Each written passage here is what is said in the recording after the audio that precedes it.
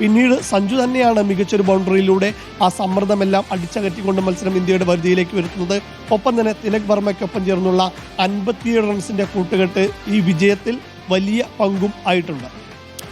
മറ്റൊന്ന്, ഈ പതിവിൽ നിന്ന് വിപരീതമായി ഇത്തവണ ടോസ് മുതൽ തന്നെ മത്സരം ഒരു അസാധാരണമായിട്ടുള്ള ചില കാര്യങ്ങളൊക്കെ കണ്ടിരുന്നല്ലോ. 2 കമന്റേറ്റർമാർ ഉൾപ്പെടെ കളത്തിലിറങ്ങിയിരുന്നു. മത്സരത്തിലും ഈ ഒരു വീറും വാശിയും ഒക്കെ പ്രകടമായിരുന്ന കാഴ്ചയല്ലേ കണ്ടത്?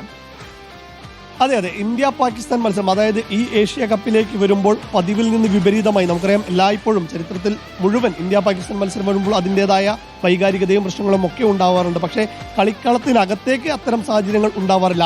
എന്നാൽ ഈ ഏഷ്യ കപ്പിലേക്ക് വരുമ്പോൾ ആദ്യ മത്സരത്തിൽ തന്നെ ഗ്രൂപ്പ് ഘട്ടത്തിൽ ഇന്ത്യയും പാകിസ്ഥാനും ഏറ്റുമുട്ടിയ ആദ്യ മത്സരത്തിൽ തന്നെ ഹസ്തദാന വിവാദമായിരുന്നു. ഇന്ത്യൻ ക്യാപ്റ്റൻ സൂര്യകുമാർ യാദവ് പാക് നായകൻ സൽമാൻ ആഗയ്ക്ക് കൈകൊടുത്തില്ല. അതിന് മാച്ച് റഫറി ആൻഡി പൈക്രോഫ് കൂട്ടുനിന്ന് ആരോപിച്ച് പാക് ക്രിക്കറ്റ് ബോർഡ് ICCക്ക് പരാതി നൽകുന്നു.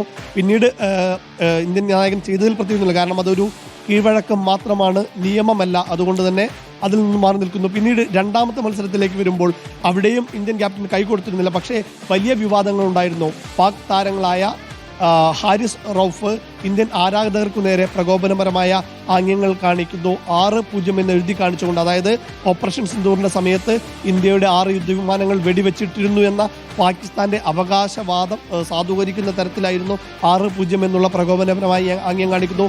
പ്ലെയിൻ തകർന്നു വീഴുന്ന ആംഗ്യം കാണിക്കുന്നു. അത്തരത്തിൽ ഹാരിസ് റൌഫ് വലിയ രീതിയിലുള്ള പ്രകോപനമാണ് കാണിച്ചത്. മാത്രമല്ല, സാഹിബ് സാദ ഫർഹാൻ സൂപ്പർ 4-ൽ ഇന്ത്യക്കെതിരെ അർദ്ധ സെഞ്ചുറി തികച്ച ശേഷം ഒരു ഗൺ സെലിബ്രേഷൻ നടത്തുന്നു. ബാറ്റ് തോക്ക് പോലെയാക്കി ആരാധകർക്കു നേരെ വെടിയുതിർക്കുന്ന തരത്തിലുള്ള സെലിബ്രേഷനായിരുന്നു കാണിച്ചത്. അതിന് പിന്നീട് ഒപ്പം തന്നെ ഇന്ത്യൻ നായകൻ സൂര്യകുമാർ യാദവ് ആ വിജയം പഹൽഗാം ഭീകരാക്രമണത്തിൽ കൊല്ലപ്പെട്ടവർക്കും ഒപ്പം തന്നെ ഇന്ത്യയുടെ അർദ്ധസൈനിക വിഭാഗങ്ങൾക്കും സമർപ്പിക്കുന്ന അത്തരത്തിൽ ഒരുപാട് സംഭവബഹുലമായ നിമിഷങ്ങൾ തന്നെയായിരുന്നു ഇന്ത്യ പാകിസ്ഥാൻ മത്സരത്തിലുടനീളം ഉണ്ടായിരുന്നത്. അതിൽ ഹാരിസ് റൌഫിനും സൂര്യകുമാർ യാദവിനും പിഴശിക്ഷ ലഭിക്കുന്നു. മാച്ച് ഫീയുടെ 30%. സാഹിബ് സാദ ഫർഹാന് താക്കീത് നൽകുന്നു ICC. അത്തരത്തിൽ വലിയ സംഭവബഹുലമായ സംഭവങ്ങളോടെയായിരുന്നു നമ്മൾ ഫൈനലിലേക്ക് കടന്നത്. ഫൈനലിലും തുടക്കത്തിൽ തന്നെ വലിയ വിവാദം തന്നെയായിരുന്നു. ക്രിക്കറ്റിൽ കേട്ടുകേൾവിയില്ലാത്ത, കണ്ടുപരിചയമില്ലാത്ത നിമിഷങ്ങളായിരുന്നു അരങ്ങേറിയത്. 2 കമന്റേറ്റർമാർ, അതായത് രവി ശാസ്ത്രി വരുന്നു, ഒപ്പം തന്നെ വക്കാർ യൂനിസും ഗ്രൗണ്ടിലേക്ക് വരുന്നു. സൽമാൻ ആഗയ്ക്ക്